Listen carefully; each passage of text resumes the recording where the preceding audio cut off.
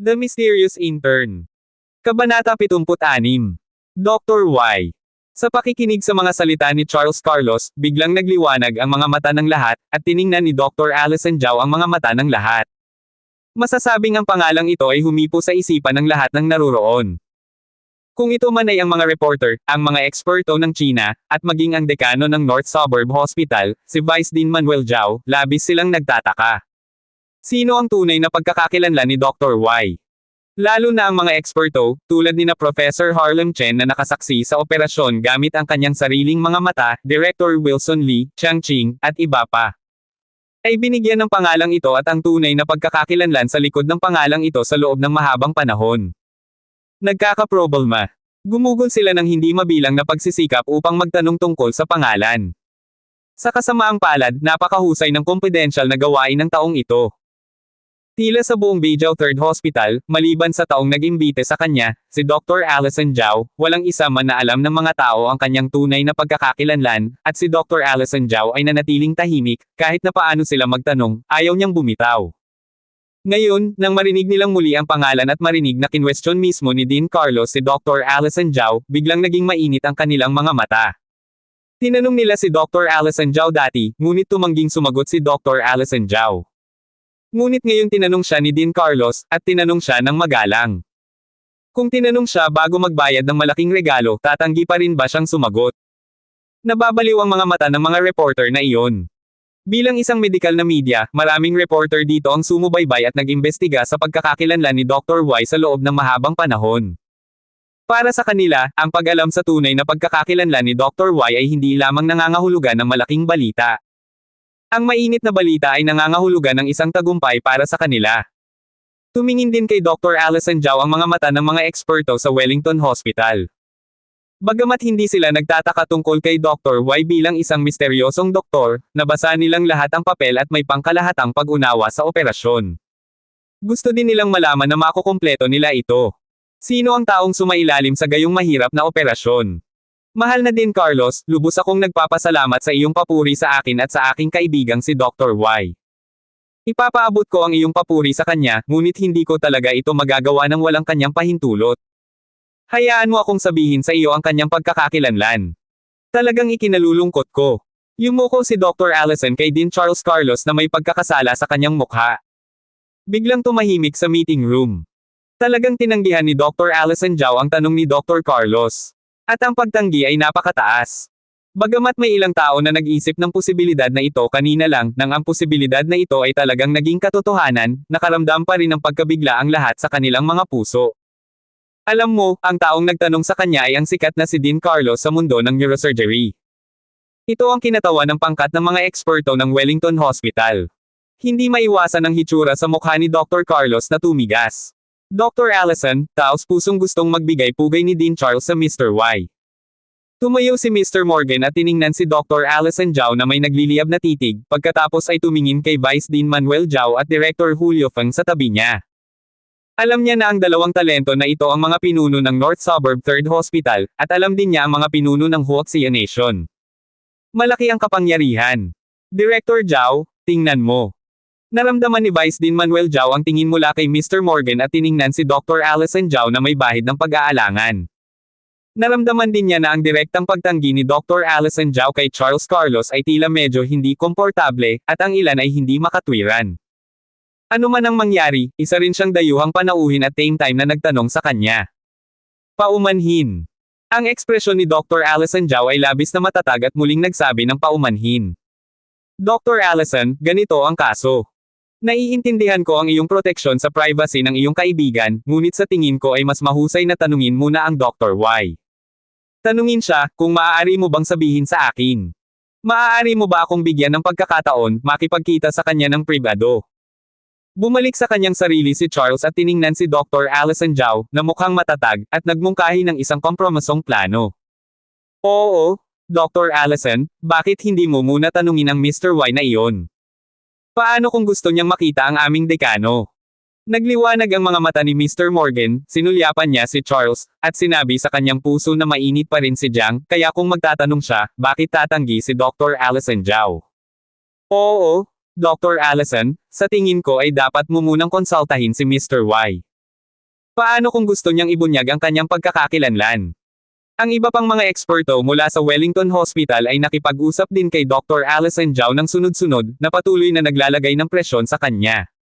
Director Zhao, sa tingin ko ikaw ay. Nakaramdam din si Director Julio Fang ng napakalaking presyon. Mula sa hitsura ni Charles Carlos at sa hitsura at tono ng mga eksperto sa Wellington Hospital, naramdaman niya ang kanilang pagtitiyaga at determinasyon sa isyong ito. Kung hindi malulutas ng maayos ang problemang ito, nag-aalala siya na ang maayos na relasyon na itinayo niya sa Willing Hospital sa pamamagitan ng mga araw na ito ng palitan ay maaaring nasa panganib na masira. Sinulyapan ni Brian Ye si Dr. Alison Zhao, at bumigat ang kanyang mood. Inisip niya na tiyak na magtatanong sina Charles at ang iba pa tungkol sa bagay na ito, at naisip pa niya na maaaring magdulot ito ng maraming presyon kay Dr. Alison Zhao, ngunit hindi niya talaga inaasahan na itatanong nina Charles Carlos at ang iba pa ang bagay na ito ng madalian sa sandaling lumabas sila. Napakaraming presyon. Kaya ni Dr. Alison Zhao. Lihim na kinuyam ng kamay ni Brian Ye ang kanyang kamao. Dean Carlos, talagang ikinalulungkot ko. Itinanong ko na ang kanyang opinyon bago ngayon. Ayaw niyang tumanggap ng labis na atensyon mula sa labas at makagambala sa kanyang normal na buhay at trabaho, kaya. Sa paningin ng lahat, nagngangalit ang mga ngipin ni Dr. Alison Zhao at tiningnan si Dean Carlos na may bahid ng pagkakasala sa kanyang mukha. Wow! Sa pakikinig sa sagot ni Dr. Alison Zhao, hindi maiwasan ng mga reporter na sumigaw. Hindi nila inaasahan na sa ilalim ng gayong mga pangyayari, ipipilit pa rin ni Dr. Alison Zhao na sagutin ang mga tanong ni Dean Carlos. Dr. Alison, paano kung kailangan naming malaman ang pagkakakilanlan ni Dr. Y? Sinulyapan ni Mr. Morgan si Dr. Alison Zhao, at pagkatapos ay malamig na tiningnan sina Director Julio Fang at Vice Dean Manuel Zhao. Mr. Fang, Dean Zhao, naparito kami sa inyong ospital ng may taos pusong-puso, umaasa na makilala kayo dito. Dr. Y? Ang pinakamahusay na doktor, ay nagbibigay pugay sa amin bilang mga neurosurgeon, at patuloy mong sinasabi na umaasa kang magtatag ng isang pangmatagalan at matatag na pagkakaibigan sa aming Wellington Hospital, ngunit ngayon ay hindi mo kayang bigyang kasiyahan ang aming pinakapangunahing kahilingan. Sa amin, ito ba ang iyong katapatan? Nawala ang boses ni Mr. Morgan. Agad na nagbago ang mga ekspresyon sa mga mukha ni na Director Julio Fang at Vice Dean Manuel Zhao. Hindi inaasahan ng alinman sa kanila na sasabihin ni Mr. Morgan ang gayong mabibigat na salita ng direkta. Ang mga salita ni Mr. Morgan ay katumbas ng pagsasabi sa kanila ng direkta na kung hindi nila masisiyahan ang kanilang problema, nangangahulugan ito na hindi sila sapat na taos puso, na nangangahulugan na maaaring masira ang kanilang pagkakaibigan. Nagbago ang mga mukha ng iba pang mga doktor sa tabi nila. Hindi rin maiwasan ni Dr. Alison Zhao na magbago ang kanyang mukha. Hindi nila inaasahan na seryosohin ng mga eksperto sa Wellington Hospital ang pagkakakilanlan ni Dr. Y. Upang malaman ang kanyang pagkakakilanlan, hindi sila mag-aatubiling talikuran ang kanilang mga mukha sa huoxyanation at balikterin ang bangka ng pagkakaibigan sa huoxyanation. Bigla, ang kapaligiran sa korte ay biglang naging tensyonado. Matapos tingnan si Dr. Alison Zhao, ang mga mata ng mga tao sa panig ng huoxyanation ay tumingin kina Director Julio Fang at Vice Dean Manuel Zhao. Lahat sila ay naghihintay sa dalawang pinuno na harapin ang kasalukuyang sitwasyon. Matapos tingnan si Mr. Morgan, tiningnan din ni na Charles ang mga eksperto sa Wellington Hospital, na gustong malaman kung paano tumugon si Charles at ang saloobin kay Mr. Morgan. Dr. Morgan. Nagkakamali ka, taos puso rin kami tungkol sa aming pagkakaibigan sa iyo. Nagkatinginan sina Director Julio Fang at Vice Dean Manuel Zhao, at pagkatapos ay mabilis na tumingin ang dalawa kay Dean Carlos. Sa pagkakita kay Dean Carlos ay hindi alam kung hindi niya narinig ang mga salita ni Morgan, o natigilan, walang anuman. Matapos ang reaksyon, muling nagpalitan ng kanilang mga mata ang dalawa, at pagkatapos ay nagmadaling nagpahayag ng kaluwagan kay Mr. Morgan. Pagkatapos magsalita, nang hindi naghintay na sabihin ni Mr. Morgan ang anumang bagay, mabilis niyang ibinalik ang kanyang ulo at tiningnan si Dr. Alison Zhao, na may nagmamakaawang ekspresyon sa kanyang mga mata. Dr. Alison, maaari mo bang sabihin kay Mr. Y? Kung ayaw niyang ipaalam ang kanyang identity. Kung nababahala ang sinuman, hayaan siyang makita si Dean Carlos ng pribado, okay lang ba? Naniniwala ako na tiyak na hindi ito itataguyod ni Dean Carlos kahit saan. Wala ni isa sa Vice Dean Manuel Zhao o Director Julio Fang ang gustong guluhin ang exchange visit sa Wellington Hospital, lalo na si Vice Dean Manuel Zhao, bilang direktor ng North Suburb Hospital, talagang umaasa siyang magtatag ng pangmatagalang pagkakaibigan sa Wellington Hospital. Sa kanyang pananaw, ito ay may kaugnayan sa pangmatagalang plano ng pag-unlad ng ospital at ang plano ng pagsasanay ng talento. Kung may magbabago, direkta niya itong itatanong, ngunit talagang espesyal ang pagkakakilanlan ni Dr. Allison Zhao, kahit na wala siyang pagpipilian kundi tretuhin siya ng labis. Oo, Dr. Allison, o maaari kang makipag-usap sa Mr. Y na iyon. Sabihin sa kanya ang tungkol sa sitwasyon, naniniwala ako na hindi siya ang uri ng taong hindi makatwiran. Nagsimula ring hikayatin ng ibang mga tao si Dr. Allison Zhao. Sa pagkakita na nagsimulang hikayatin ng mga tao sa Huaxia Nation si Dr. Allison Zhao ng sunod-sunod, isang nagmamayabang na hitsura ang kumislap sa mga mata ni Mr. Morgan. Kasabay nito, tiningnan ng kanyang mga mata si Dr. Allison Zhao, at isang hitsura ng pag-asam ang hindi makikita sa kanyang mga mata. Sasabihin kaya ni Dr. Allison Zhao ang pagkakakilanlan ng Dr. Y na ito? Sino ang misteryosong Dr. Y na ito? Sa pakiramdam ng mga mata ng lahat, mapatla ang mukha ni Dr. Allison Zhao, at mayroong isang bihirang pagkabahala sa kanyang mga mata. Hindi niya talaga inaasahan na seryosohin ng Wellington Hospital ang isyong ito, at maging ang pagbabantaan siya tulad nito at bigyan siya ng gayong malaking bagay. Presyon. Mahigpit na nakakuyom ang kanyang maliliit na kamay, ngunit ang mga sulok ng kanyang mga mata ay mayroon pa ring matigas na kulay. Nagngangalit siya ng mga ngipin at sasabihin sana na hindi sa kanilang mga kahilingan at pagbabanto muli. Alam niya na kung tatanggi siya, maaari itong magdulot ng pagkasuklam ng maraming tao, maraming kasiraan, at maging maraming tao, kabilang sina Vice Dean Manuel Zhao at Director Julio Feng, ngunit ipinangako niya sa kanila at hindi sasabihin ang anumang bagay. Oo, ito ang kanyang pangako. Gayunpaman, bago pa man magkaroon ng oras si Dr. Allison Zhao na magsalita, muling nagsalita si Charles.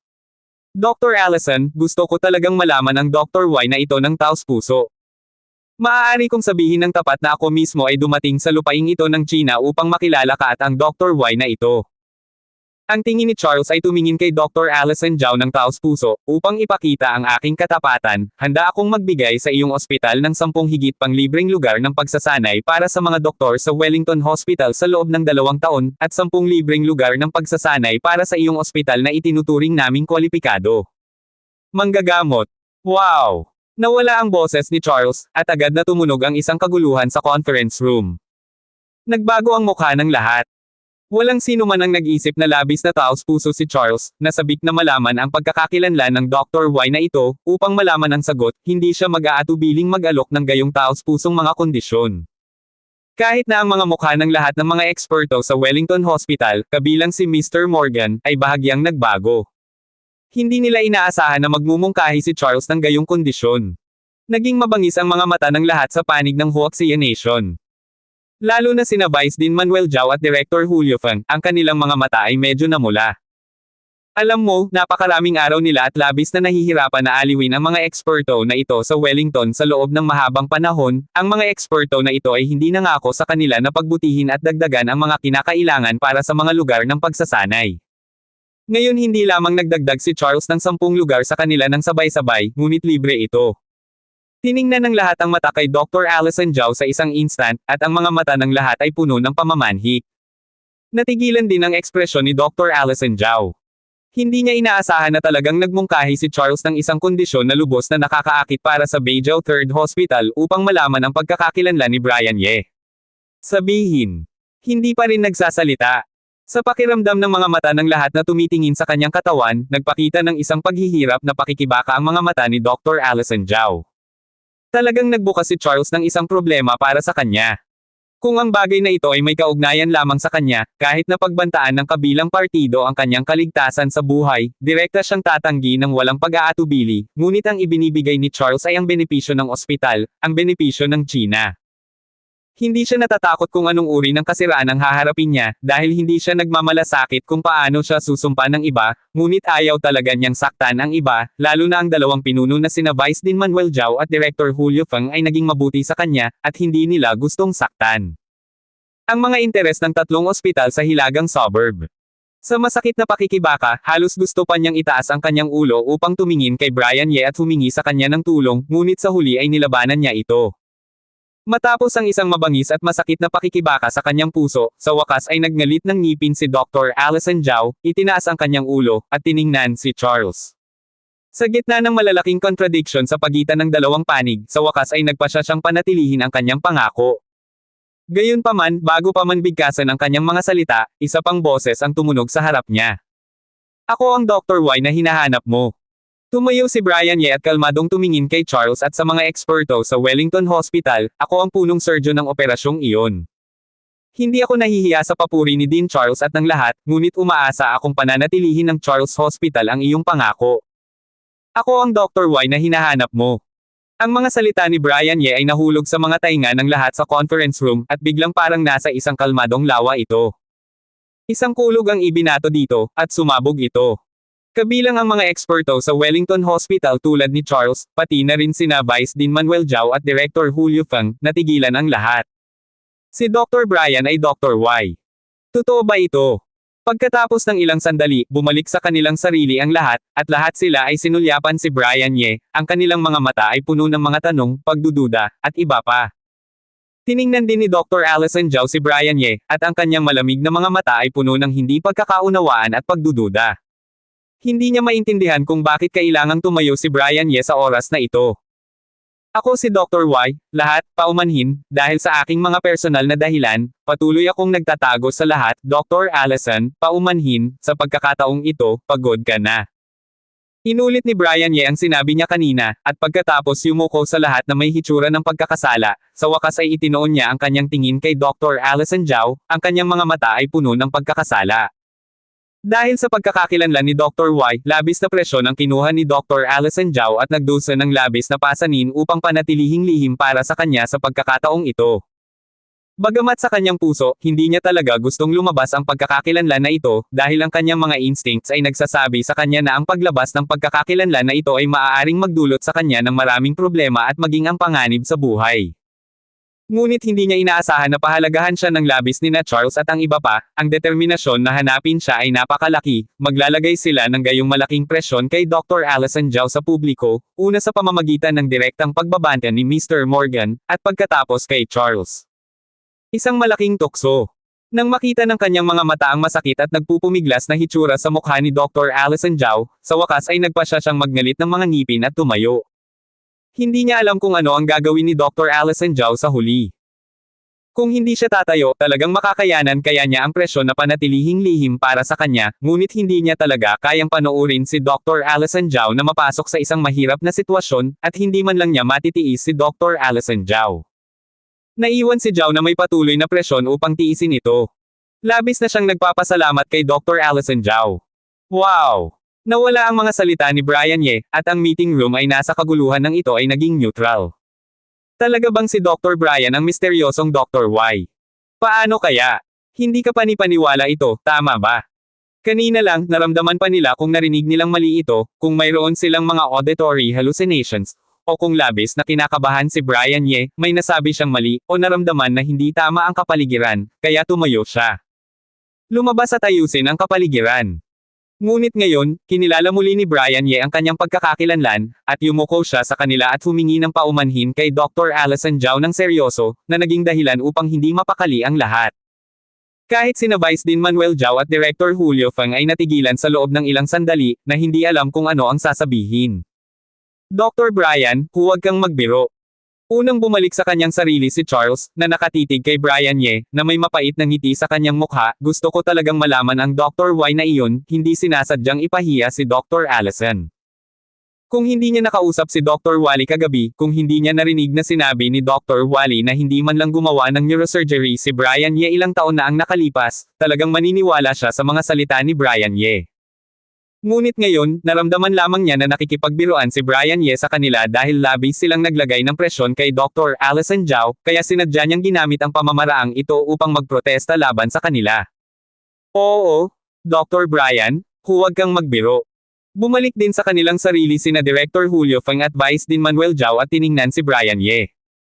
Naramdaman din nila na nakikipagbiruan si Brian Ye, lalo na si Vice Dean Manuel Zhao, at hindi sila naniniwala na si Brian Ye ang Dr. Y. Siya ang pinuno ng ospital. Kinukuha niya si Brian Ye. Hindi pa niya naririnig si Brian Ye. Mga bagay na nakalipas sa operating room. Paano siya magiging Dr. Y? Paano posibleng gawin ang gayong mahirap na operasyon? Isa itong biro. Lumalabas na nakikipagbiruan si Dr. Brian.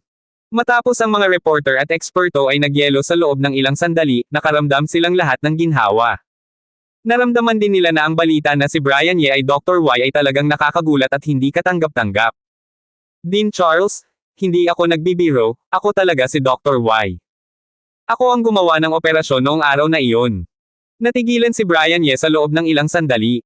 Hindi niya inaasahan na kusang loob siyang tatayo. Iisipin ni na Charles at ng iba pa na nakikipagbiroan siya at hindi naniniwala sa kanyang pagkakakilanlan. Ngunit kaagad, itinaas niya muli ang kanyang ulo at sinabi kay Charles ng seryoso, kung naniniwala ka, maaari mong tanungin si Dr. Allison.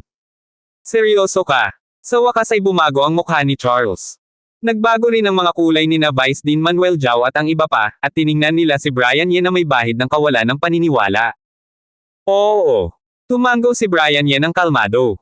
Sa sandaling tumango siya, mas kalmado ang kanyang puso kaysa dati.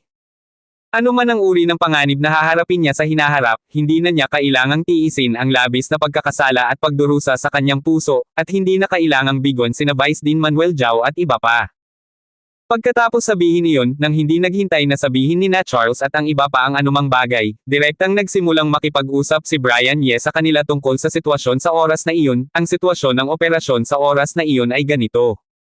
Kasunod ng mga sinabi ni Brian Ye, nagsimulang magbago ang mga kulay ng maraming tao na naruroon. Hindi kinokopya ni Brian Ye ang mga ulat ng balita na iyon, o sinusuportahan ang sitwasyon na inilarawan sa papel ni Dr. Allison Zhao.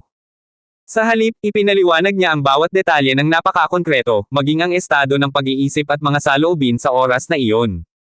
Talagang imposible para sa kanya na ilarawan ang mga operasyon na ginawa niya sa gayong detalye. Siya ba talaga si Dr. Y? Talaga bang ginawa niya ang operasyong iyon? Sina Director Julio Feng, Professor Harlem Chen at iba pa, pati na rin ang mga mata ng mga eksperto mula sa Wellington Hospital, lahat ay tumingin kay Vice Dean Manuel Zhao na may bahid ng pagtatanong. Ano ang ginagawa ko?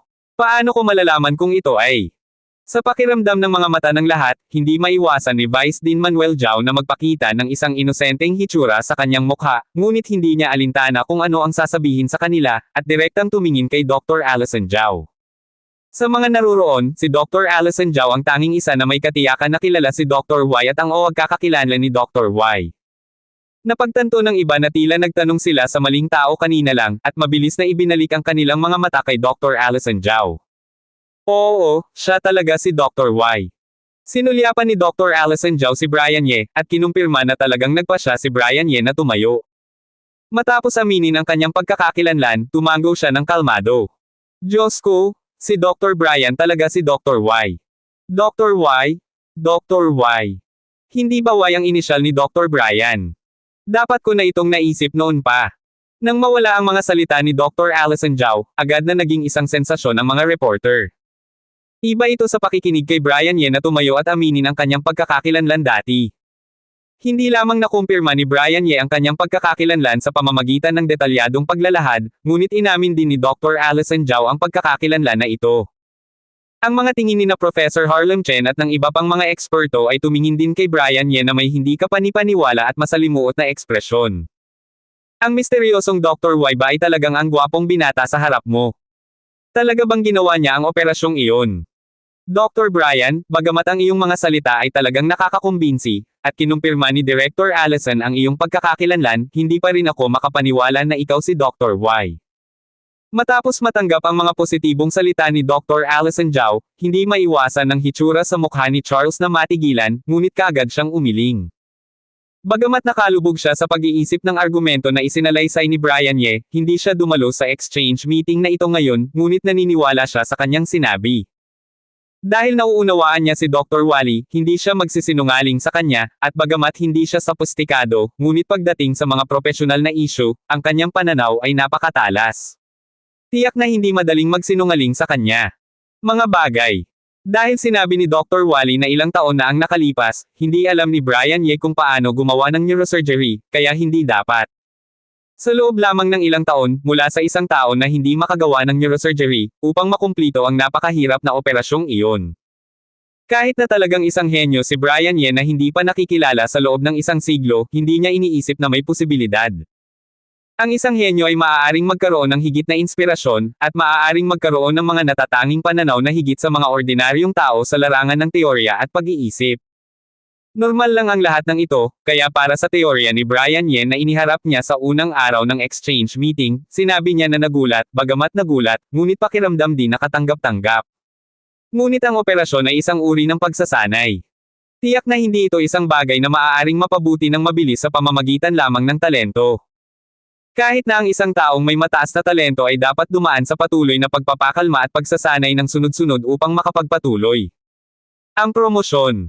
Hindi niya napanood ang operasyon ng live, ngunit sa pamamagitan lamang ng mga papel, alam na niya kung gaano kahirap ang operasyon. Kung hindi ito napakintab sa pamamagitan ng libu-libong taon at hindi naabot ang tunay na napakahusay na pamamaraan, ganap na imposibleng makumplito ito. Isang operasyon. Sa pagkakaalam ko, tila wala kang anumang karanasan sa neurosurgery, Dr. Brian. Ang mga wala doon at kung ano ang sinabi ni Brian Ye, nagsalita na muli si Charles, ang kanyang mga mata ay nakatuon kay Brian Ye, at sinabi niya ang kanyang mga pagdududa. Talaga bang ganoon? Ang degree ni Dr. Brian ay orthopedics. Si Dr. Brian ay nakikibahagi ngayon sa respiratory medicine. Hindi pa siya nakagawa ng neurosurgery, paano niya nakumpleto ang gayong mahirap na operasyon? Sa pakikinig sa mga salita ni Charles, mabilis na bumawi ang mga eksperto sa tabi niya, na tumitingin kay Brian Ye na may nagliliyab na mga mata, maging ang mga reporter na naniwala na sa pagkakakilanlan ni Brian Ye bilang Dr. Y. Sa gitna, lahat sila ay nagpakita ng isang hitsura ng pagdududa. Dean Charles, sa katunayan, nakikibahagi ako sa neurosurgery sa nakalipas na ilang taon pagkatapos magtapos sa Oxford. Sa pagharap sa mga pagdududa ni Charles at sa alinlangan ng mga tingin na ibinato ng lahat, hindi gaanong nagbago ang hitsura sa mukha ni Brian Ye.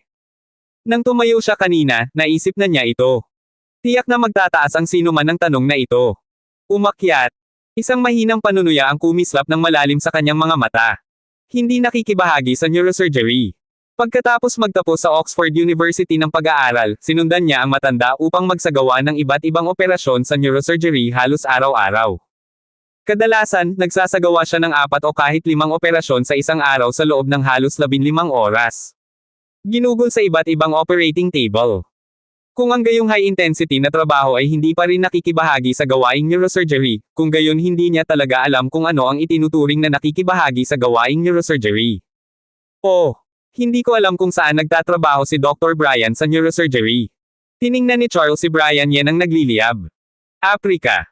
Kalmadong sinabi ni Brian Ye ang isang sagot, sinabi sa akin ng aking tagapayo na ang lugar kung saan maaaring mapabuti ang teknolohiyang medikal ng pinakamabilis ay kung saan mahirap ang mga kondisyon sa Afrika. Sa makatuwid, pagkatapos magtapos sa paaralan, pumunta ako sa Afrika at lumahok sa iba't ibang medical aid team. Afrika. Sa pakikinig sa kalmadong mga salita ni Brian Ye. Hindi maiwasan ng lahat sa conference room na huminga ng air conditioning. Kahit na hindi ka pa nakapunta sa Afrika, alam mo kung ano ang hitsura ng Afrika. Pagkatapos magtapos sa Oxford, tinanggihan ni Brian Ye ang isang ospital na may magagandang kondisyon tulad ng Wellington Hospital at pumunta sa mga lugar tulad ng Afrika. At sa pakikinig sa kahulugan ni Brian Ye, ang kanyang layunin sa pagpunta sa Afrika ay upang mapabuti ang kanyang mga kasanayang medikal. Gaano katagal ang pagpupursige upang ituloy ang mga kasanayang medikal? Ang mga batang eksperto sa Wellington Hospital, pati na rin ang mga mas batang eksperto tulad ni Dr. Alison Zhao, ay orihinal na nakaramdam ng kaunting hindi pagkakaunawaan tungkol sa talento at lakas ni Brian Ye. Sa sandaling ito, lahat sila ay tila nauunawaan ito. Lumalabas na ang kakayahan ni Brian Ye na maging napakaganda ay hindi lamang dahil sa kanyang natatanging talento, kundi pati na rin dahil sa kanyang panatiko na pagtugis ng mga kasanayang medikal at halos baliw na dedikasyon. Oo, nakakabaliw. Totoo na hindi lahat ng mahihirap at nakakatakot na lugar ang Afrika. Mayroon ding ilang napakagagandang at napakayamang bansa, ngunit alam ng lahat na tiyak na wala si Brian Ye sa mga magaganda at mayamang lugar na iyon. Hindi lamang hindi sila magaganda at mayamang lugar, ngunit marahil din ang pinakamatindi, mapanganib at magulong lugar. Dahil sa mga lugar na iyon, ito ang lugar na maaaring mapabuti ang mga kasanayang medikal ng pinakamabilis. Sa mga lugar na iyon, mayroong hindi mabilang na mga pasyente para sa kanila na gamutin araw-araw, o masasabing sumasailalim sila sa mga pagsubok at eksperimento. Kung mayroong isang lugar sa mundo na maaaring magbigay ng malaking bilang ng mga pasyente para sa mga bagong doktor na magsanay at mapabuti ang kanilang mga kasanayang medikal nang walang anumang pagtuligsa, walang pananagutan, o kahit na papuri, ang lugar na iyon ay Afrika sa mga paatras at mahihirap na lugar na ito. Dahil ang mga pasyente na iyon ay tiyak na mamamatay kung hindi sila gagamutin. Kung ang isang doktor na nagtapos pa lamang tulad ni Brian Ye ay ginagamit para sa paggamot, may pagkakataon pa rin. At para sa mga tao sa mga paatras at mahihirap na lugar sa Afrika, kahit na ang isang bagong nagtapos na doktor na walang karanasan ay mas mahusay ng maraming beses kaysa sa paatras na mga kasanayang medikal sa kanilang katutubong lugar. Hindi ko alam kung saan pupunta si Dr. Brian. Sa kabila ng haka-haka sa kanyang isipan, hindi maiwasan ng isang eksperto mula sa Wellington Hospital na magtanong. Congo, Sudan, South Sudan, Central Africa, Nigeria. Kalmadong iniulat ni Brian Ye ang mga pangalan ng lugar isa-isa. Sa tuwing binibigkas ni Brian Ye ang isang pangalan, nagkakaroon ng pagsabog ng air conditioning sa conference room. Saan ang mga mahihirap na lugar kung saan nagpunta si Brian Ye? Ito ay isang impyerno sa lupa. Ang bawat lugar ay nasa kaguluhan ng digmaan, o ang pag-iral ng purgatorio sa lupa kung saan ang mga digmaan ay napakadalas. Ngunit walang duda na ang mga lugar na ito ay tiyak na ang mga lugar kung saan maaaring mapabuti ang mga kasanayang medikal, at ang mga lugar kung saan higit na kailangan ang mga doktor. Sinusubukan ni Brian Ye ang kanyang buhay. Tiningnan ni Dr. Allison Zhao si Brian Ye na may masalimuot na tingin sa kanyang mga mata. Marahil ay may magdududa sa mga salita ni Brian Ye, at isipin na medyo pinalalaki ni Brian Ye, ngunit naniniwala siya sa mga salita ni Brian Ye. Sa kanyang isipan, sa unang pagkakataon na nakilala niya si Brian Ye, sa unang pagkakataon na nakita niya si Brian Ye na sumasailalim sa isang operasyon upang iligtas ang isang pasyente sa isang aksidente sa sasakyan. Marahil, tanging ang mga taong tulad niya na sinanay sa gayong magulong kapaligiran ang makakabisado ng napakaraming operasyon ng napakahusay. Tahimik na nag-isip si Dr. Allison Zhao, ang mga madugong eksena ng digmaan na madalas lumilitaw sa TV ay lumitaw sa kanyang isipan, at ipinakita nito ang pagsagip ni Brian Ye sa panahon ng gayong mga digmaan. Tinitigan ni Charles si Brian Ye, na mukhang kalmado, at natahimik. Sa ilalim ng normal na mga pangyayari, hindi siya maniniwala na mapapabuti ng sinuman ang surgical technique sa gayong napakahusay na antas sa loob lamang ng ilang taon, ngunit para kay Brian Ye na may gayong natatanging talento, nababaliw siya. Maaari mo pa bang gamitin ang isang normal na pananaw upang sukatin ito? Upang mapabuti ang kanyang mga kasanayang medikal, pumunta siya sa mga bansang nasira ng digmaan. Bukod sa kabaliwan, hindi siya makahanap ng anumang salita upang ilarawan si Brian Ye. Sa loob ng mahabang panahon, naramdaman niya na si Dr. Wally ay baliw na, ngunit ngayon, bigla niyang naramdaman na kung ikukumpara kay Brian Ye, si Dr. Wally ay talagang isang normal na tao. Hindi lamang iyon ang iniisip ni Charles, ngunit naramdaman din ng mga eksperto sa Wellington Hospital at ng mga eksperto sa Huoxi Estate. Nang tiningnan nila si Brian Ye, nagulat at humanga sila, at mayroong kaunting paghanga. Ang kulay. Din Charles, mayroon ka bang anumang tanong? Tiningnan ni Brian Ye si Charles. Hindi, Dr. Brian, isa kang napakagandang taong dapat hanggan. Ang iyong patuloy na pagtugis ng medisina ay karapat-dapat na matutunan mula sa bawat isa sa amin na nakikibahagi sa gawaing medikal. Gusto kong ipadala sa iyo ang aking pagbati para sa aking mga nakaraang pagkakasala. Gamit ang pinakataos-pusong paghingi ng tawad. Umaasa akong magkakaroon ng iyong kapatawaran. Bilang karagdagan, gusto kong magbigay muli ng isang taos-pusong imbitasyon sa iyo. Malugod kang tinatanggap ng Wellington Hospital. Kung handa kang magtrabaho sa aming Wellington Hospital, magbibigay kami ng pinakamahusay na mga kondisyon ng pananaliksik at gagawin ito sa lalong madaling panahon mag-apply para sa posisyon ng Lifetime Honorary Professor para sa iyo. Huminga ng malalim si Charles, tumayo ng direkta, at yumuko kay Brian Ye. Sa pagsasalita tungkol dito, wala na talagang natitirang sasabihin. Hindi nabanggitin ang ekspresyon ni Brian Ye, hindi ito mukhang peke. Kahit na talagang peke si Brian Ye, peke ito, wala siyang maitatanong.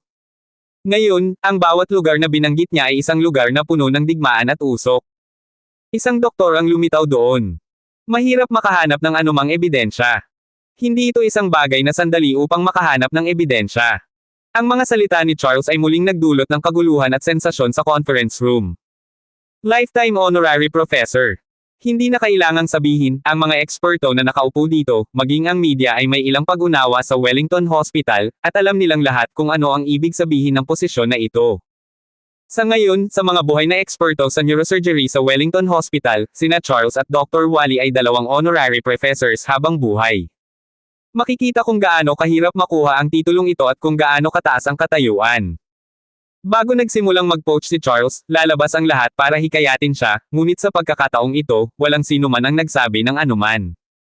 Kahit sa kanyang puso, mayroong isang malabong pag-asa na papayag si Brian Ye sa poaching ni Charles. Maging ang direktor ng ospital na si Vice Dean Manuel Zhao ay nakaramdam ng isang panak sa kanyang puso, na iniisip na dapat pumayag si Brian Ye kay Charles. Nakakahiya kung hindi niya gagawin. Salamat muli sa mga salita ng pagpapatibay at papuri ni Dean Charles. Ngunit limitado ang aking antas. Hindi ko talaga kayang bayaran ang gayong mataas na papuri, lalo na ang mataas na inaasahan ni Dean Charles. At lumulutang ako sa ibang bansa sa loob ng maraming taon, ito ang tanging hiling ko noong 2011 ay ang bumalik sa China. Sa wakas ay nakabalik ako sa aking inang bayan. Sa ngayon, wala akong planong lumabas muli. Kung isang araw ay gusto ko talagang bumalik sa UK, tiyak na makikipag-ugnayan ako kay Dean Charles. Habang pinapanood ng lahat, kalmadong nagsalita si Brian Ye at mataktikang tinanggihan ang kahilingan ni Charles.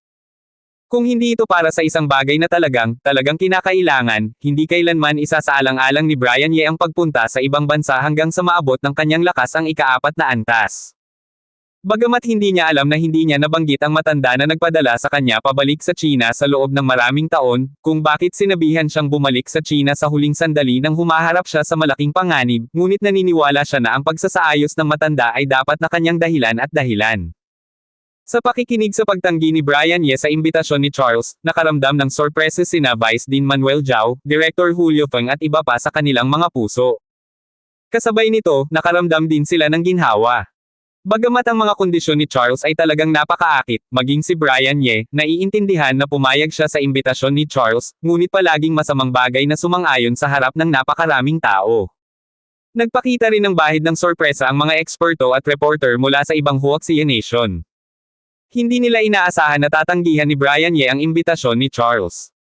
Ngunit kaagad, nakaramdam sila ng buntong hininga, isang sandali ng ginhawa, isang sandali ng paggalang at pananabik. Ito ang Dr. Brian sa kanilang mga puso. Si Dr. Brian ay orihinal na isang taong nagmamahal sa inang bayan na may marangal na damdamin, at hindi ganoon kadaling bilhin. Kahit na magmungkahi ang Wellington Hospital ng Lifetime Honorary Professor, hindi siya mabibili. Ang mga eksperto sa Wellington Hospital ay kabaligtaran ng mga mula sa Huaxia Nation. Nakaramdam sila ng ginhawa sa una, kung hindi, si Brian Ye ay magiging kanilang superior, bagamat paranoid at baliw sila tungkol sa lakas at profesionalismo ni Brian Ye. Nakaramdam ako ng taos-pusong paghanga, ngunit napakabata pa ni Brian Ye. Biglaang mayroong isang batang superior na napakabata, makakaramdam pa rin sila ng kaunting awkward, at limitado ang posisyon ng honorary professor habang buhay. Kung ibibigay mo ito kay Brian Ye, lumiit ang kanilang mga pagkakataon. Ngunit pagkatapos huminga ng maluwag, hindi maiwasan ang kanilang mga puso na makaramdam ng hindi komportable. Tumanggi si Brian Ye ng ganoon kadali para sa posisyon na labis nilang gustong makuha. Tiyak na pagsisisihan ito ng lalaking ito. Iniisip ng lahat ng mga eksperto sa Wellington, naramdaman nilang lahat na ginagawa ito ni Brian Ye para sa tinatawag na mukha, dahil sa takot na maliitin siya at hamakin ng mga tao sa China, kaya tumanggi sila. Sa kanilang opinyon, ang pagtanggi ni Brian Ye ay napakawalang muwang, at tiyak na pagsisisihan niya ito sa hinaharap. Sa buong conference room, ang ekspresyon lamang ni Dr. Allison Zhao ang nanatiling kalmado. Tila tiyak na tumugon si Brian Ye sa ganitong paraan. Paumanhin, masyado akong nagpapalagay. Tumigas din ang ekspresyon sa mukha ni Charles. Hindi niya inaasahan na tatanggihan pa rin siya ni Brian Ye ng tahasan nang mag-alok siya ng gayong mataas na kondisyon. Gayunpaman, ang mga tao sa kanyang posisyon ay natural na hindi tatanggihan ni Brian Ye. At napakaraming pagkabigo at iba pang mga emosyon, at walang posibilidad na magkaroon ng anumang galit o galit. Tiyak na pinahanga siya ng talento at kasipagan ni Brian Ye, ngunit hindi pa ito kinakailangan. Hindi kailanman nagkulang ang Wellington Hospital ng medikal na henyo, at ang kanyang karakter ay hindi katulad ng kay Dr. Wally. Pagkatapos bumalik sa kanyang sarili, ngumiti lamang siya kay Brian Ye. Habang umuupo, sinulyapan niya si Brian Ye at pagkatapos ay kay Dr. Allison Zhao na hindi kalayuan. Hindi niya maiwasang asamin na makita ang mag-asawang Chino sa hinaharap. Sa anong lawak? Magdadala ba talaga ito ng anumang mga sorpresa at pambihirang tagumpay sa larangan ng neurosurgery? Matapos kumpirmahin ang pagkakakilanlan ni Brian Ye bilang Dr. Y, sa susunod na talakayan at exchange meeting, muling naging focus ng lahat si Brian Ye, tulad ng exchange meeting sa unang hapon. Ilang eksperto sa Wellington Hospital, maging ang mga eksperto mula sa Huaxia Nation, ay walang balak na talakayin ang iba pang mga isyu. Ang atensyon ng lahat ay nakatuon sa operasyon na nakumpleto ni Brian Ye. Tinanong si Brian Ye ng iba't ibang tanong. Ngayong kinilala niya ang pagkakakilanlan ni Dr. Y, natural na walang paraan si Brian Ye na tumangging sagutin ang mga tanong na ibinato nila. Gayunpaman, talagang ginawa niya ang operasyon ng mag-isa, at pagkatapos itong gawin, gumawa rin siya ng mga seryosong buod at pag-iisip, kaya para sa kanya, ang mga tanong na ibinato ng mga eksperto na ito tungkol sa operasyon, natural na hindi ito problema.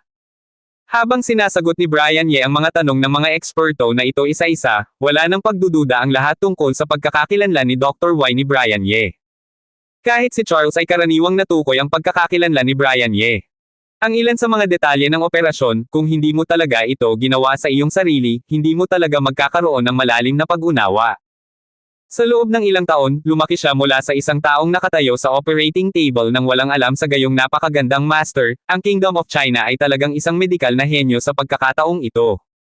Sa pagkakita kay Brian Ye na sumasagot sa mga tanong na iyon ng mahusay, bumaantong hininga si Charles mula sa ilalim ng kanyang puso. Ang pagpunta sa Africa ay maaaring mabilis na mapabuti ang mga kasanayang medikal. Ito ay isang bagay na alam ng lahat, ngunit hindi lahat ay nang-ahas na sumugod tulad ni Brian Ye tulad ng isang baliw. Hindi lamang ito dahil sa kahirapan at mahihirap na kondisyon, kundi pati na rin dahil sa panganib.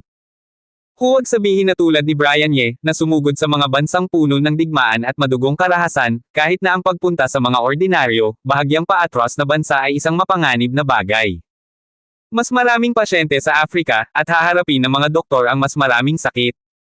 Sa pagharap sa lahat ng uri ng pasyente, maaari silang makakuha ng mas maraming pagkakataon upang magsanay, ngunit ang mga pagkakataon ay palaging may panganib. Ang mga sakit na ito ay para sa mga doktor. Ay isang pagkakataon, ngunit nangangahulugan din ng panganib.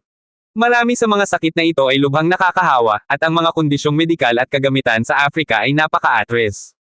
Mayroong ilang mga sakit kahit na alam mo kung paano gamutin ang mga ito, malamang na hindi nakapaghihintay ang mga pasyente hanggang sa maihatid ang mga kagamitan at gamot. Kung nahawa ang doktor mismo, napakataas ng death rate. Mahirap ang mga kondisyon at maraming krisis, kaya kahit na alam nilang maaari nilang hamanin ang kanilang sarili ng mas mabilis at mapabuti ang kanilang mga kasanayang medikal, walang sinuman ang mag-iisip na pumunta doon maliban sa ilang adventurer at paranoid na baliw tulad ni Brian Ye. Upang mapabuti ang iyong sarili sa lugar na iyon, mas gugustuhin kung nasa isang ligtas na lugar, nagpapagaan ng dahan-dahan, at unti-unting bumubuti. At alam ni Charles na kahit na hindi siya natatakot na pumunta sa Africa sa panganib, hindi magiging madali upang mapabuti ang kanyang mga kasanayang medikal. Ang labis na paatras na mga kondisyong medikal at kagamitan sa Africa ay lubos na naghihigpit sa mga kasanayang medikal ng mga doktor. Ito ang isang dahilan kung bakit nag-aalangan ang maraming doktor na pumunta. Tulad ni Brian Ye, mayroong putok ng baril at digmaan saan man sa mga bansang nasira ng digmaan. Natatakot ako na mas mahirap ang mga panganib at kondisyon. Mapapabuti ni Brian Ye ang kanyang mga kasanayang medikal sa gayong antas sa loob ng maikling panahon, maliban sa karagdagan sa malakas na kalooban, ang kanyang sariling pananaw at talento ay napakahalaga ring mga kinakailangan. Tiningnan ni na Professor Harlem Chen at ang iba pa, pati na rin ang mga eksperto sa Wellington Hospital, ang banayad at pinong si Brian Ye, at nakaramdam ng kaunting pagiging komplikado. Habang patuloy na sinasagot ni Brian Ye ang mga tanong ng lahat, karaniwang natukoy ng lahat ang pagkakakilanlan ni Brian Ye. Si Brian Ye, na nakatayo sa harap nila, ay mukhang maputi at gwapo. Mukha siyang isang banayad, makajos na binata na nilinang sa isang greenhouse. Hindi nila maisip na naroon si Brian Ye. Paano nakaligtas ang mga bansang nasira ng digmaan na iyon? Paano sila nakaligtas? Ang binata na ito na mukhang banayad at gwapo, sa ilalim ng kanyang banayad na hitsura, anong uri ng makapangyarihang puso ang nakatago? Anong uri ng lakas ng loob ito? Ang mga nagkaroon ng mas malalim na pakikipag-ugnayan at palitan kay Brian Ye, tulad ni na Vice Dean Manuel Zhao at Director Julio Feng, ay may mas masalimuot na pakiramdam sa kanilang mga puso. Dati nilang iniisip na napakahusay ni Brian Ye, at palagi nilang nararamdaman na puno ng katwiran. Enerhiya, palaging may sikat ng araw at isang mainit na ngiti sa kanyang mukha, at hindi siya irritable o walang pasensya sa pagsasalita, napakatatag, at napaka-organisado. Ngunit ngayon, nang malaman nila ang karanasan ni Brian Ye sa nakalipas na ilang taon, at alam na si Brian Ye ay gumagawa ng paggamot sa tulong ng larangan ng digmaan sa mga bansang nasira ng digmaan sa Africa sa loob ng ilang taon, at sa pamamagitan ng tulong sa larangan ng digmaan upang mapabuti ang mga kasanayang medikal at kirurhiko, iniisip lamang nila na ang dalawang ito ay mahusay. Ang salitang ito ay hindi na sapat upang ilarawan si Brian Ye. Anong uri ng lugar ang isang larangan ng digmaan? Wala ni isa man sa kanila ang nakapunta doon, wala silang karanasan, ngunit mailalarawan nila ito. Pagkatapos ng ilang taon ng karanasan sa gayong lugar, hindi naging irritable si Brian Ye, hindi naging madyugo, hindi nagdulot ng anumang mga problemang psikolohikal, mapapanatili pa rin niya ang ganitong uri ng sikat ng araw at mainit na ngiti sa kanyang mukha, ang kanyang puso, gaano kalakas ang mundo. Gaano katatag ang kanyang paniniwala at kalooban. Dr. Brian, mayroon akong tanong na gusto kong itanong. Biglang tumayo si Changqing ng neurosurgery, at tinanong si Brian Ye na may hitsura ng pagdududa sa kanyang mukha, pinarangalan akong masaksihan ang kahangahangang operasyon ni Dr. Brian. Sa panahon ng operasyon, palaging pinananatili ni Dr. Brian ang isang lubhang nakatuon at perpektong estado. Ito ay napakahirap para sa isang siruhano. Gusto kong malaman, paano mo ito nagawa, Dr. Brian? Sa tingin ko na maraming tao na naruroon ang dapat na labis na nagtataka. Nawala ang mga salita ni Changqing. Agad na nagliwanag ang mga mata ng mga eksperto at ng mga reporter na naruroon, at tiningnan si Brian Ye ng may pag-usisa. Gaya ng sinabi ni Changqing, si Brian Ye ay nasa estado ng pagkumpleto ng operasyon noong araw na iyon. Ay talagang isang malaking hindi nalutas na misteryo sa mga puso ng maraming tao. Kahit ang tingin ni Dr. Allison Zhao ay bumaling kay Brian Ye. Hehe, hindi ko alam tungkol sa tanong na ito. Nang maalala ko pagkatapos, nang talagang nakumpleto ko ang operasyong ito, nalaman ko rin na hindi ka panipaniwala. Ngayon kung gagawin ko muli ang parehong operasyon, maaari din akong hindi maaaring gawin. Sinulyapan ni Brian Ye si Changqing, at isang mahinang ngiti ang lumitaw sa kanyang mukha, ngunit binood ko rin ito pagkatapos. Pagkatapos mag-isip tungkol dito, sa tingin ko marahil ay may ilang mga dahilan. Isang aspeto, natural, ay madalas akong nag-eehersisyo. Palagi kong iniisip na ang mga doktor, lalo na kaming mga clinician, ay dapat magbayad ng higit na pansin sa pamamahala ng kalusugan ng katawan. Sa personal, sa lahat ng mga taon na ito, gaano man ako kaabalahan, saan man ako naruroon, isasantabi ko ang higit sa isang oras ng pag-eehersisyo. May isa pang punto. Sa tingin ko maaaring ang pananampalataya at kalooban na aking nilinang sa larangan ng tulong sa paglipas ng mga taon. Sa larangan ng labanan, pinapanood ko ang hindi mabilang na mga tao na nasugatan sa putok ng baril araw-araw, at pinapanood ang hindi mabilang na mga tao na mamatay. Hindi ko gusto ang kamatayan. Tuwing nakakakita ako ng isang taong namamatay, nakakaramdam ako ng hindi komportable. Sa makatuwid, tuwing nakakakita ako ng mga sugatan na ipinadala at tinitingnan ang kanilang madugong hitsura, palagi kong inaasahan na may iligtas ko ang isa pang tao at isa pang tao. Ito ang paniniwala na ang mga taong abala sa loob ng 2 oras ay gusto lamang gumawa ng 2 operasyon na madalas lumilitaw, ngunit bago nila malaman ito, abala sila sa loob ng 4 o 5 oras. O kahit na mas mahabang oras. Pagkatapos ng ehersisyo na ito na maaaring magtiyaga ako sa operasyong iyon nang hindi napapansin ito. Nagsalita si Brian Ye ng napakatahimik at hindi nakikibahagi sa anumang sensationalism. Nang matapos siyang magsalita, ngumiti si Brian Ye sa lahat na may nakakahiyang hitsura sa kanyang mukha. Ngunit sa meeting room, biglang tumahimik ang lahat. Tinitingnan ng mabuti ng lahat ang mga mata si Brian Ye, at mayroong natural na bahid ng paggalang sa mga mata ng lahat. Iligtas ang isa pang tao. Hindi maiwasan ng lahat na ulitin ang mga salita ni Brian Ye sa kanilang mga puso. Alam ng lahat kung anong uri ng matatag na paniniwala ang nakapaloob sa kalmadong mga salitang ito ni Brian Ye. Mailalarawan nila si Brian Ye na galit na sinasadyap ang mga sugatan sa Africa noong siya ay nasa larangan ng digmaan. Sa sandaling ito, nang marinig ng lahat na pumunta si Brian Ye sa mga bansang nasira ng digmaan, naramdaman nilang lahat na napakahusay ni Brian Ye at hinangaan nilang lahat si Brian Ye, ngunit ang hinangaan ng lahat ay ang katapangan at kabaliwan ni Brian Ye. Sa kanilang mga isipan, si Brian Ye ay isang baliw na ginawa ang lahat upang mapabuti ang kanyang mga kasanayang medikal. Ngunit ngayon, mula sa mga salita ni Brian Ye, nakaramdam ako ng iba pa sa baliw, isang bagay na napakalambot ngunit napakalakas. Ito. Marahil ang dahilan kung bakit ang kanyang surgical technique ay maaaring mapabuti ng napakabilis sa loob ng maikling panahon. Tiningnan ni Charles at ng mga eksperto sa Wellington ang hitsura sa mukha ni Brian Ye, at naisip sa kanilang mga puso na, bilang isang eksperto sa Wellington, bilang isang piling tao ng mga piling tao, alam na alam nila na ang matatag na paniniwala ni Brian Ye sa pagpapabuti ng mga kasanayang medikal gaano kahalaga ito. Lalo na si Charles, na gumugol ng halos lahat ng kanyang buhay sa larangan ng neurosurgery, ay naging isang pangkalahatang doktor hanggang sa kasalukuyan. Napakalinaw niya na sa maraming kaso, ang pagpapabuti ng lakas ay nasa hininga na iyon.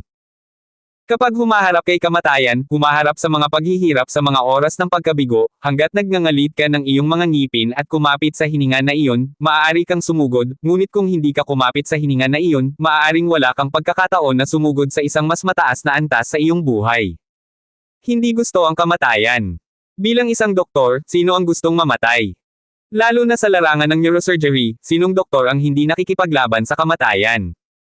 Ngunit sino ang tunay na katulad niya, na tunay na nakikipaglaban sa kamatayan ng buong lakas? Tiningnan ni na Professor Harlem Chen at isang grupo ng mga eksperto mula sa Huaxia Nation ang kalmadong si Brian Ye, at may kapeitan sa kanilang mga puso. Hindi gusto ang kamatayan.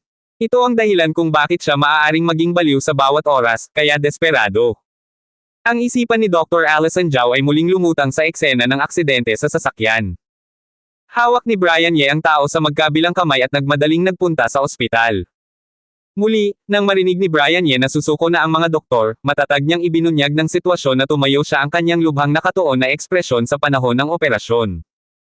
Ang akademikong talakayan at exchange meeting sa pagitan ng pangkat ng eksperto ng Wellington Hospital at ng 3rd Northern Suburb Hospital ay matagumpay na nagtapos sa isang maayos at magandang kapaligiran, ngunit ang pagkabigla ng exchange meeting ay nagpatuloy. Ang balita na si Brian Ye ay si Dr. Y ay hindi na parang isang malaking bato na ibinagsak sa kalmadong tubig, ngunit parang isang atomic bomb na ibinagsak sa lawa, mabilis itong sumabog ng gabing iyon, na sumabog sa lahat ng dako. Ang mga headline ng mga pangunahing media ng balita at iba't ibang self-media. Si Brian Ye ang unang nagpasabog sa pagkakakilanlan ni Dr. Y, at ang pinakanakakagulat ay ang mga nakakakilala at nakakakilala kay Brian Ye. Nang kumalat ang balita sa Department of Respiratory Medicine, ang buong Department of Respiratory Medicine, kabilang ang mga doktor at nurse, at ang direktor ng departamento, si Dr. Thomas Wang, Director Wang, ay halos lahat ay tamad. Hindi nila naisip na mayroon pa ring ganitong antas ng pagkakakilanlan si Brian Ye. Hindi man lang nila inaasahan na sa kanilang mga mata, si Brian Ye, na napakatalento sa respiratory medicine at napakahusay sa respiratory medicine, ay napakahusay sa operasyon. Hindi nakapagtataka na kamukha nito si Dr. Brian Ye mula sa likod noong panahong iyon. Naaalala mo ba?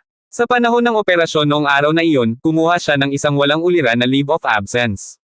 Akala namin pupunta siya sa isang blind date o isang bagay. Lumalabas na pumunta siya para sa isang operasyon. Hindi nakapagtataka na pumupunta sa kanya si Dr. Allison Zhao paminsan-minsan, lumalabas na siya si Dr. Y. Sa Department of Respiratory Medicine, naalala ng mga doktor at nurse ang nangyari kay Brian Ye noong araw ng operasyon. Naramdaman nilang lahat na talagang maraming mga palatandaan at ebidensya na si Brian Ye ay si Dr. Y. Ang pagkakakilanlan ng misteryong doktor ay gaano man kalaki ang kanilang imahinasyon noong panahong iyon, hindi nila naisip na si Brian Ye, isang doktor sa Department of Respiratory Medicine, ay talagang magpapalam para sa operasyon. Hindi nakapagtataka na dapat ilipat ni Dr. Allison si Brian Ye sa neurosurgery. Hindi nakapagtataka na sinubukan ni Dr. Allison na protektahan si Brian Ye at pinigilan si Dean Robert Zing, Dean Robert na palayasin si Brian Ye. Lumalabas na siya si Dr. Y. Sa opisina ni Dr. Thomas Wang, hindi maiwasan ni Director Wang na tumanggap ng balita na makaramdam ng katamarin sa loob ng ilang sandali, na nararamdaman na ang ilang mga bagay na hindi niya naiintindihan dati ay biglang nalaman ito. Hindi nakapagtataka. Hindi nakapagtataka na napakahusay niya sa surgical first aid. Hindi nakapagtataka na napakapamilyar niya sa operasyon. Sa KN Hospital, matapos matanggap ni Dr. Jody Lo ang pinakabagong impormasyon tungkol sa pagkakakilanlan ni Brian Ye, ang mukha ni Shumei ay natigilan, at tumagal ng ilang sandali upang makabawi, habang inaalala ang proseso ng pagkakakilala kay Brian Ye. Ang ilang mga pagtatanghal ng middle Brian Ye ay bumulong sa kanyang sarili. Pumunta sa African battlefield para sa aid treatment. Talagang nangahas siyang mag-isip at gawin ito. Pagkatapos ng mahabang panahon, ibinaba ni Dr. Jody Lo ang kanyang ulo at patuloy na pinanood ang sumusunod na ulat tungkol kay Brian Ye. Isang mapait na ngiti ang lumitaw sa kanyang mukha. Sa kanyang puso, ang surgical technique para kay Brian Ye ay maaaring naging napakahusay sa murang edad. At ang ilang hindi kumbinsido, lahat ay nawala sa sandaling ito. Huwag sabihin kung ang talento ni Brian Ye ay mas mataas kaysa sa kanya. Ito lamang ang nakakabaliw na enerhiya ni Brian Ye na hindi niya magawa, hindi nabanggitin ang mga kakila-kilabot na lugar na nasira ng digmaan, maging ang mga medyo mapayapang paatras sa Afrika. Hindi siya nang ahas na pumunta sa bansa. Ang susunod na sumabog ay ang mga media ng balita mismo. Ang operasyon ni Brian Ye sa simula ay nagdulot ng malaking atensyon dahil sa iba't ibang dahilan. Hindi mabilang na media ang nagbigay pansin dito at sinundan ang operasyon sa loob ng mahabang panahon pagkatapos ng operasyon. Pagkatapos malaman ang pagkakakilanlan ni Dr. Y, ang misteryong doktor, pagkatapos maghanap ng mahabang panahon, sa wakas ay sumuko siya ng nag-aatubili. Naalala ko na nang pumasok at lumabas ang misteryosong Dr. Y, sinabi niya na siya ay isang internist sa 3rd Beijing Hospital. Noong panahong iyon, akala naming lahat na niloko niya kami. Hindi namin inaasahan na hindi talaga niya kami niloko. Siya talaga ay isang internal medicine doctor. Ang ilan sa mga reporter na hamarang kay Brian Ye sa operating room, nang makita nila ang pagkakakilanlan ni Brian Ye na nagpahayag ng balita, biglang naalala ang sinabi ni Brian Ye sa simula. Naisip nila ang sinabi niya sa loob ng mahabang panahon. Seryoso, palagi nilang iniisip na nagsisinungaling lamang sa kanila si Brian Ye, at naramdaman nila na ang kanilang mga puso ay nagngangalit isa-isa. Kung talagang sinuri nila ang internist noong panahong iyon, maaaring talagang ginamo nila si Brian Ye noon pa man. Ang pagkakakilanlan na malaman, pagkatapos ng lahat, may ilang mga pahiwatig na naiwan. Ito lang. Sino ang mag-iisip na ang isang doktor sa respiratory medicine ay magkakaroon ng gayong napakahusay na surgical technique? Ang sumunod na sumabog ay ang propesyonal na akademikong bilog ng neurosurgery. Sa simula ng operasyon na ginawa ni Brian Ye, dahil sa nakakabaliw na mga ulat ng media, halos binigyang pansin ng buong propesyonal na akademikong bilog ang operasyon, at kalaunan ng ilathala ni Dr. Alison Zhao ang operasyon sa anyo ng isang papel sa Lancet pagkatapos pag-aralan ang papel na ito at ang bagong-bagong solusyon sa operasyon na iminungkahi ni Dr. Alison Zhao, halos lahat sa buong akademikong bilog ay nag-iisip tungkol sa pagkakakilanlan ng misteryosong Dr. Y na responsable para sa operasyon. Noong panahong iyon, naniniwala ang karamihan sa mga tao na ang Dr. Y na ito ay dapat na isa sa mga nangungunang internasyonal na eksperto. Naramdaman nila na tiyak na imposible para sa mga domestic expert ng Chinese na magsagawa ng gayong kahangahangang operasyon. Mayroong kahit na maraming mga tao na direktang naglathala sa kanila sa media. Sinabi ng lahat ng kanyang mga opinyon sa media tungkol sa kanilang mga hula tungkol sa posibilidad ng eksperto na ito. Hindi nila naisip na ang Dr. Y na ito ay hindi isang internasyonal na nangungunang eksperto, hindi man lang isang kilalang domestic expert, ngunit isang doktor ng respiratory medicine. Nang makita nila ang balita, ang unang reaksyon nila ay peke itong balita. Bagamat ipinakita ni Brian Ye ang kanyang malalim na kadalubhasaan sa neurosurgery sa unang araw ng nakaraang exchange meeting at sa panahon ng exchange meeting sa mga araw na ito, hindi pa rin sila naniniwala na maaaring si Brian Ye ang Dr. Y. Lalo na ang mga nakapunta sa eksena upang panoorin ang operasyon ng personal at nagkaroon ng malalim na pag-unawa sa operasyon, lalo pang hindi naniniwala na si Dr. Y ay isang batang lalaki tulad ni Brian Ye. Gayunpaman, nang ipakita sa kanila ang video ng pag-uusap ni Brian Ye kay Dean Carlos at sa mga eksperto sa exchange meeting, pati na rin ang tunay at tiyak na on-site na graphic na balita, sa wakas ay kinailangan nilang maniwala na totoo nga ang balita. Ang ilan ay nagpahayag ng mga opinyon sa media at nanumpa sa kanila na ang Dr. Y na ito ay dapat na isang dayuhang eksperto, at tiyak na hindi isang eksperto mula sa isang domestic doctor. Sa panunood ng mga graphic na mensahe at video na iyon, sa panunood kay Brian Ye na nagsasalita sa video sa pagsasalita tungkol sa tiyak na sitwasyon ng operasyon noong panahong iyon, naramdaman lamang nila na ang kanilang mga pisngi ay naging mainit sa loob ng ilang sandali, at hindi na nila mahintay ang oras na bumalik, at magagawa nilang bawiin ang mga opinyon at komento na dating ipinahayag nila ng may kumpiyansa. Bilang karagdagan sa pagkakakilanlan ni Dr. Y. Ang medikal na tulong ni Brian Ye sa mga larangan ng digmaan sa Africa sa loob ng halos 4 na taon, pati na rin ang mga pahayag na sinabi ni Brian Ye tungkol sa paggamot sa larangan ng digmaan, ay naging mga headline, at nabaliw sila sa hindi mabilang na mga bilog ng mga kaibigan at online media. Naipasa, nagdulot ng malaking atensyon. Ang antas ng pagtaas ng kasikatan ni Brian Ye ay hindi na mailalarawan bilang nakakabaliw. Ipinapalagay ng ilang media na kung magbubukas si Brian Ye ng Weibo, ang kanyang mga tagasunod ay mabilis na lalampas sa 10 milyon. Ang data na ito ay hindi isang walang batayang dalisay na hula. Bagamat hindi pa gumawa ng anumang pahayag si Brian Ye sa internet, at hindi nagrehistro ng anumang bagong media account sa internet, ang mga tagahanga ni Brian Ye sa internet ay kusang nagtayo ng isang Dr. Y fanbase forum, at ang bilang ng mga tao sa forum ay maikli lamang. Sa loob ng ilang araw, ang bilang ng mga post ay lumampas sa 1,000,000, ang bilang ng mga post ay lumampas sa 100,000, at ang bilang ng mga post ay hindi mabilang. Tulong sa larangan ng digmaan sa Africa sa loob ng 4 na taon. Talagang kahanga-hanga. Ito talaga ang aking idolo. Diyos ko, ang maltong lugar na iyon sa Sudan ay puno ng mga digmaan at artilleria. Paano siya nakaligtas? Hindi mabilang ng mga netizen ang nagsimulang sumali sa mga fan forum ni Brian Ye, na naglalathala ng mga post na nagpapahayag ng kanilang paghanga at paggalang kay Brian Ye. Hindi ko gusto ang kamatayan. Gusto ko lang magligtas ng isa pa. Napakasimpleng wika, napakatagal na paniniwala. Ito ang tunay na doktor. Oo, batay sa pangungusap na ito, hindi ako naniniwala na si Dr. Brian Ye ay talagang pumunta sa Africa upang gamitin ang kanyang mga kasanayang medikal. Sa tingin ko pumunta siya upang iligtas ang mga buhay na iyon. Naniniwala ang tanga na pumunta siya doon dahil ginamit niya ang kanyang mga kasanayang medikal. Napakaraming lugar sa mundo kung saan maaari niyang gamitin ang kanyang mga kasanayang medikal. Bakit niya pipiliin ang mga lugar kung saan galit ang mga digmaan? Maraming iba pang mga tao, tulad ng mga eksperto na naroroon noong panahong iyon, ang nakaramdam ng malalim na paggalang sa pagmamaliit ni Brian Ye nang sagutin ang tanong ng ilan. Ipinahayag nilang lahat ang kanilang hindi sinasadyang ekspresyon mula kay Brian Ye. Sa gitna, naramdaman ko ang kanyang tunay na dedikasyon at dakilang pagmamahal sa buhay. Kahit na dahil sa sagot ni Brian Ye, maraming tao ang hindi naniniwala na pumunta si Brian Ye sa Africa upang gamitin ang kanyang mga kasanayang medikal. Naramdaman nilang lahat na pumunta si Brian Ye sa Africa para sa isang uri ng pagmamahal sa buhay ng tao, nang walang hangganan.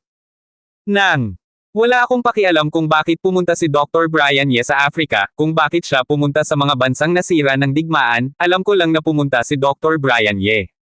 Bilang isang medical worker, mangyaring pahintulutan mo akong magbigay ng aking paggalang sa batang Dr. Brian Ye dito. Isang kilalang domestic cardiovascular surgeon ang sumulat ng isang talata sa Weibo. Kaagad pagkatapos, isinulat ni Professor Harlem Chen, isang kilalang eksperto sa neurosurgery na nasa exchange meeting noong araw na iyon, ang isang pangungusap sa Weibo, hindi ko alam kung ano ang naranasan ni Dr. Brian Ye, at kung bakit mayroon siyang gayong malakas na pakiramdam ng buhay sa gayong edad. Ang pagmamahal at pagtitiyaga, ngunit ang pagmamahal at pagtitiyaga ni Dr. Brian Ye sa buhay ay karapat-dapat na matutunan mula sa bawat medical worker. Pagkatapos ni Professor Harlem Chen, naglabas din ng kanyang boses si Dr. Margie Gao. Ang kanyang mga salita ay mas maigsi, ngunit mas nangingibabaw, si Dr. Brian Ye ang doktor na pinakahinahangaan at hinahangaan ko, walang isa. Marami pang iba ang nakakita ng mga video ni Brian Ye, at ang mga doktor at eksperto na nagbigay pansin kay Brian Ye ay nagpost din ng kanilang mga pananaw kay Brian Ye ng sunod-sunod sa internet, na nagpapahayag ng kanilang paggalang kay Brian Ye. Si Dr. Brian Ye ang pinakamahusay na tagasalin na nakita ko. Si Dr. Brian Ye ang aking idolo. Ayokong maging isang mahusay na tagasalin, hindi isang mahusay na tagasalin. Maraming eksperto sa industriya ng pagsasalin, at ang mga eksperto sa English Academy, ay sumali rin sa kasiyahan at nagsalita sa internet. Isang kilalang tagasalin sa industriya ang tuwirang kinutya si Brian Ye ng mabait. At habang parami ng parami ang mga eksperto at doktor na nagpost ng mga post na nagsasabi na sila ay mga tagahanga ni Brian Ye, ang katanyagan ni Brian Ye ay halos pareho. Ang mga bituin ng mga nangungunang entertainment circle ay nalampasan ni Brian Ye, isang ordinaryong doktor na hindi pa rin kilala bago bumisita sa China ang pangkat ng eksperto ng Wellington Hospital. At sa buong network, halos lahat ng mga talakayan tungkol kay Brian Ye ay pinainit, at maraming mga eksperto ang nagbabalik tanaw sa iba't ibang kapana-panabik na nilalaman ng palitan at talakayang ito. Muling naglabas ang North Suburbs 3rd Hospital ng isang blockbuster. Sa isang instant, ang balita na ito ay muling nagdagdag ng apoy. Ang mga eksperto mula sa Wellington Hospital ay mananatili sa North Suburb No. 3 hospital sa loob ng 2 araw, at pipili ng ilan sa mga pinakamahalagang pasyente mula sa mga pasyente ng neurosurgery ng North Suburb No. 3 hospital para sa pampublikong operasyon. Magsasagawa rin si Dr. Brian Ye ng isang bukas na operasyon. Isang bukas na operasyon. Sa sandaling ilabas ang anunsyo ng Beijing 3rd Hospital, agad na kumulo ang internet. Ang mga eksperto mula sa Wellington Hospital ay magsagawa ng mga operasyon sa mga pasyente ng neurosurgery sa 3rd Northern Suburb Hospital ng libre. Ito ay isang pampublikong operasyon at ang buong proseso ay ipapalabas ng live. Ngayon, makikita natin kung paano isinasagawa ng mga nangungunang dayuhang eksperto ang operasyon. Hindi ko alam kung ang dalawa nina Dr. Bell at Dean Carlos ay personal na magsagawa ng operasyon. Ang mga domestic doctor na nakikibahagi sa neurosurgery ay nasa sabik isa-isa. Para sa kanila, ang makakita ng isang high-level na operasyon ay tiyak na nagbibigay inspirasyon para sa pagpapabuti ng operasyon. Hindi mabilang na mga eksperto ang nagsisimulang asamin ang susunod na operasyon, marami sa kanila ang umaasa na makita ang operasyon ng dalawa nina Dr. Wally at Dr. Carlos. Magsasagawa si Dr. Brian Ye ng pampublikong operasyon. Hindi ba may nagtanong sa pagkakakilanlan ni Dr. Brian Ye bilang Dr. Y? Kung gayon ay maaari nilang hayaan silang saksihan ang lakas ni Dr. Brian Ye gamit ang kanilang sariling mga mata. Ngunit para sa higit pang media ng balita, mas nag-aalala sila tungkol sa operasyon ni Brian Ye. Bagamat dahil sa video ng exchange meeting at sa kahangahangang pag-uusap ni Brian Ye, karamihan sa mga eksperto at sa media ay kumbinsido sa pagkakakilanlan ni Brian Ye bilang Dr. Y, at sina Professor Harlem Chen, at iba pa. Ang mga eksperto ay nag-step up upang magsalita, at karaniwang walang alinlangan ang lahat, ngunit mayroon pa ring ilang mga paranoid na tao na hindi pa rin naniniwala dito, o nakikipagtalo sila laban sa lahat sa internet, na iniisip na walang ebidensya na hindi matukoy ang pagkakakilanlan ni Brian Ye. Sa sandaling ito, ang balitang ito ay walang alinlangan na katumbas ng pagsampal sa kanila sa mukha. Hindi ba nila isinisigaw na kailangan nila ng patunay, kailangan ng patunay? Ngayon, si Dr. Brian Ye ay magsagawa ng pampublikong operasyon at magbibigay sa iyo ng ebidensya. Hayaan mong makita ang kanyang surgical technique. Kahit na maraming eksperto sa neurosurgery circle ang umaasa na makita ang operasyon ni Brian Ye. Sa loob ng ilang sandali, ang mga mata ng lahat, dahil sa anunsyo ng Beijing 3rd Hospital, ay muling nakatuon kay Brian Ye. Dahil sa pag-iral ni Brian Ye, ang mga eksperto sa Wellington Hospital na dapat ay naging focus ng atensyon ng lahat. Ang ilaw ay lumabo ng husto. Abangan ang susunod pang mga kabanata ng The Mysterious Intern.